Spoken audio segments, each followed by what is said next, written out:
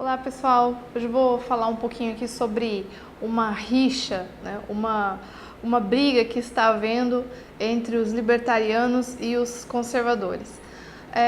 Na ocasião do lançamento do Instituto Hayek Brasil, alguns libertarianos ficaram um pouco bravos com a gente porque disseram que a gente não estava sendo fiel aos princípios de Hayek, né? A página tinha um perfil conservador e Hayek seria um intransigente inimigo do conservadorismo. De modo que então a gente estava produzindo uma espécie de heresia, né? Nós estávamos manchando a reputação do Hayek.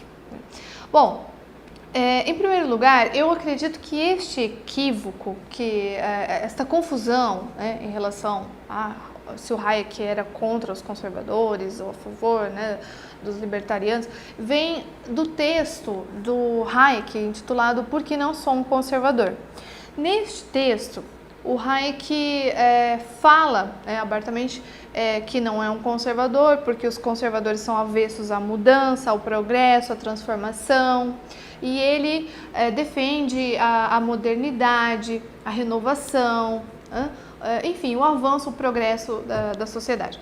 Acontece que estes conservadores aos quais Hayek se referia não são os conservadores clássicos, que são os conservadores que nós acreditamos que são os referenciais teórico-filosóficos para as nossas leituras e para a análise que nós fazemos, né, da história, enfim.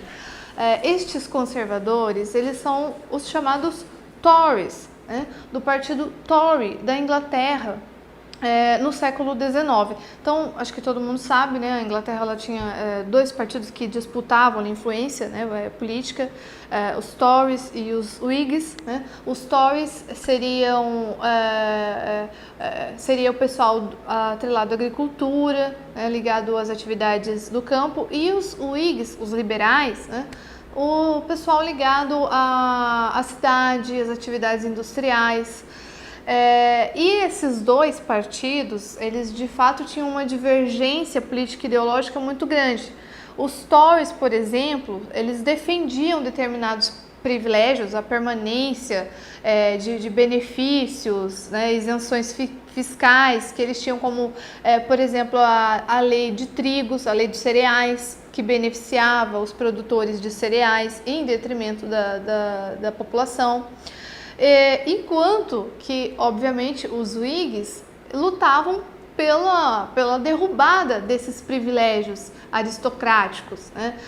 Então esses dois partidos eles se tornaram antagônicos, lutavam por digamos assim, interesses diferentes, né?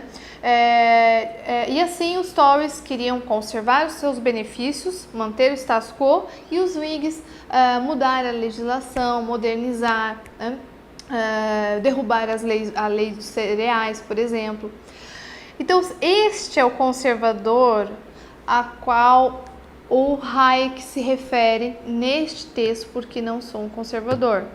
São estes amantes dos privilégios, das políticas mercantilistas, que não queriam uma mudança na legislação, obviamente porque estavam sendo beneficiados por ela. Então este é o conservador avesso à mudança, avesso ao progresso, que evidentemente não é o caso dos clássicos do pensamento conservador, como Adam Smith, David Hume, Alexis de Tocqueville, Edmund Burke, né? Esses são os grandes clássicos do pensamento conservador que são nossos ícones teóricos, né, para dizer assim, e que são avessos às transformações que são conduzidas artificialmente.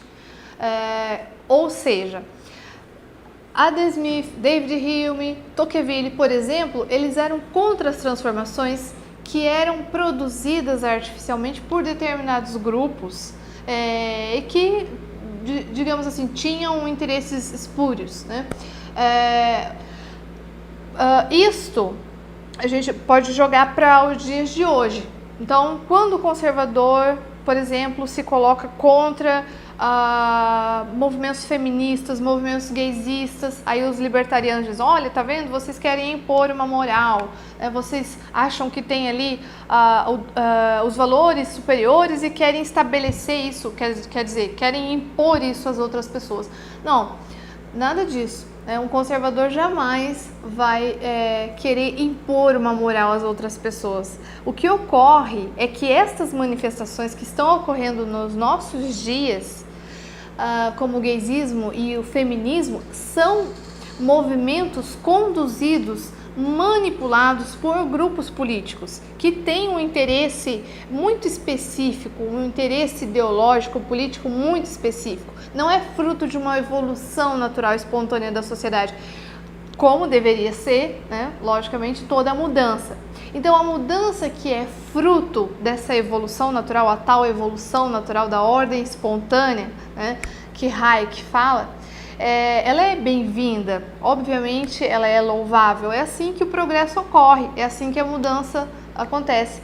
Mas essa mudança induzida, conduzida por grupos políticos com finalidades ideológicas perfeitamente definidas, esse tipo de mudança certamente os conservadores são avessos.